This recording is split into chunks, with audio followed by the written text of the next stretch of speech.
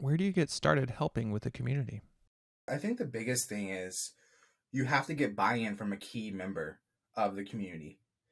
And so with that is, and I'll do three different levels. I'll do actual community work, like in nonprofit kind of social impact, and I'll do like workplaces, and then I'll do like a tech group Slack that I'm part of. So in the community, um, that's actually one of the hardest ones if you're not from the community or not adjacent, don't have characteristics that make people like disarm them.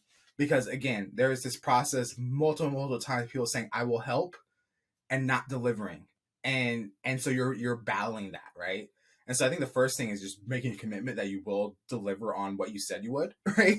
And not over promising, because the moment you lose that trust, you're kind of locked out of that community, right? And so the next part is, well, who's like a community leader within this group that's organizing already, right? Go to them and be like, hey, I'm interested in this, like helping out this community right here. I want to help out with your nonprofit, or I want to help out with your community thing. I see like every Sunday you do some community event or something like that, right? I want to help volunteer. Boom. You start doing that, getting your face known, building rapport with the community members. They're like, oh yeah, Mark, he's here like every other Sunday. Like, yeah, he's cool. He played basketball with my kids during that one time, right? Or he helped give out food for XYZ, right? Um, that's how you kind of get your start, right? Building rapport, building buy-in.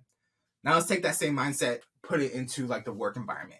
I imagine a lot of people, when you start a new job, it is very uncomfortable because when you learn new things, but then also you don't know the culture of a company. And so if you just jump in and say, I'm gonna do XYZ, here's how I interact with people, right? It could go well if it's actually like how they interact, and they're like, wow, Mark just jumped in, right? Or it can go really bad because you're like, whoa, what is this guy doing, right? And so in that instance, I would say the best thing you need to do, since you're already in the community, a workplace, they've already accepted you, they want you in there, right? There's no buy-in in that sense. Again, humility. Just sit back, listen, and observe. How are people connecting with each other? How do people like to talk to each other? Um, how close and engaged do they want to get with each other? Where are the channels for fun? Where are the channels for business, right? Where does that divide sit at? Pay attention, really focus in on those things, or ask people around you, like your manager, after you review some things, and then slowly disengage with those aspects, right? Um, that's in the workplace. And then the final one uh, is a big thing in like tech right now is like communities for like an open source project or things like that. So how do you get involved in those communities? And it's similar. You just show up. And with this one, they're kind of understaffed, right? They just want people to show up and help. And so you just raise and volunteer, like, hey, I want to help out this one project.